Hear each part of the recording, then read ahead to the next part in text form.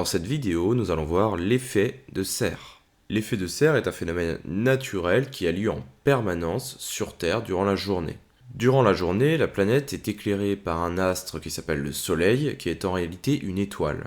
Dans le ciel, nous pouvons également apercevoir un certain nombre de gaz. C'est le cas de la vapeur d'eau, du dioxyde de carbone, de l'ozone ou du méthane. Parmi tous ces gaz présents dans notre atmosphère, certains sont appelés les gaz à effet de serre. C'est le cas notamment de la vapeur d'eau, du dioxyde de carbone ou encore du méthane. Comme nous l'avons dit tout à l'heure, le Soleil émet de l'énergie en direction de la Terre. Cette énergie peut être qualifiée de rayonnement solaire ou rayon solaire. Nous allons les représenter avec cette flèche jaune. 70% des rayons solaires atteignent le sol. Les 30% restants sont renvoyés vers l'espace. En effet, ils sont réfléchis par les nuages et ne peuvent pas atteindre le sol. Les rayons solaires qui arrivent à atteindre le sol vont alors être absorbés soit par la Terre, soit par la mer. Cette énergie va servir à réchauffer le sol. C'est pourquoi, la journée, nous avons un sol qui est en général plus chaud que la nuit. Cependant, le sol ne va pas garder toute cette énergie pour lui. Il va réémettre une partie de cette énergie sous forme de nouveaux rayons qui partiront vers l'espace. Ces rayons sont appelés des rayons infrarouges. Ces rayons-là sont invisibles à l'œil nu, nous ne pouvons pas les observer. Les gaz à effet de serre vont jouer le rôle de véritables murs infranchissables pour ces rayons. Seulement 5% des rayons infrarouges émis vers l'espace arrivent à passer la barrière des gaz à effet de serre. Les 95% restants vont être renvoyés vers le sol.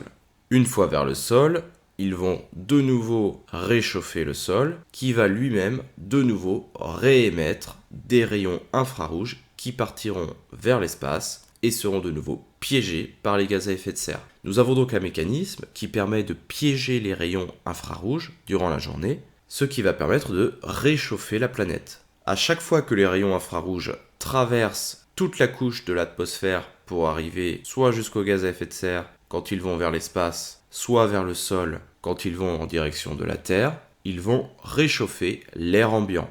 Grâce à cet effet de serre, la température moyenne de la Terre est d'environ 15 degrés au lieu de moins 19 degrés. C'est donc un effet positif.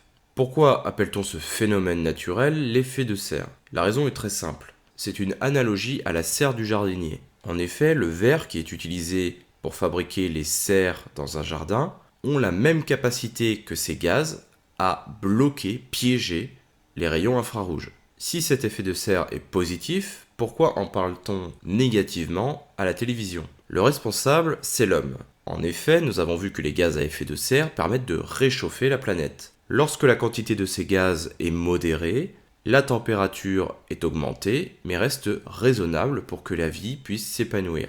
Le problème, c'est lorsque la température augmente. Il suffit que la température moyenne de la Terre augmente de quelques degrés pour que des organismes vivants soient perturbés, voire disparaissent. L'homme n'est pas responsable de l'effet de serre, il est responsable de l'effet de serre additionnel.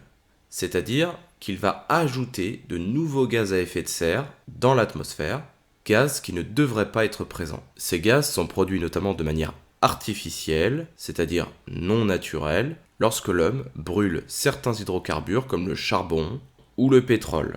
Brûler ces matériaux va notamment libérer un gaz à effet de serre que nous avons vu tout à l'heure qui s'appelle le dioxyde de carbone. Si sa concentration augmente dans l'atmosphère, la température globale va logiquement augmenter. De même, l'élevage intensif, comme par exemple l'élevage de vaches, produit du méthane, un autre de ces gaz à effet de serre que nous avons vu précédemment. On peut également y ajouter la production d'autres gaz qui ne sont pas présents à l'état naturel, qu'on retrouve notamment lorsqu'on utilise les climatisations ou les bombes à aérosols. Par conséquent, on peut dire que l'effet de serre a un effet positif pour les êtres vivants. Cependant, il faut que la quantité de gaz à effet de serre reste raisonnable pour éviter que les températures n'augmentent trop. C'est le cas notamment sur Vénus, deuxième planète du système solaire, qui possède un effet de serre avec un pouvoir bloquant beaucoup plus important que sur Terre. Là-bas, la température moyenne est d'environ 467 degrés Celsius durant la journée.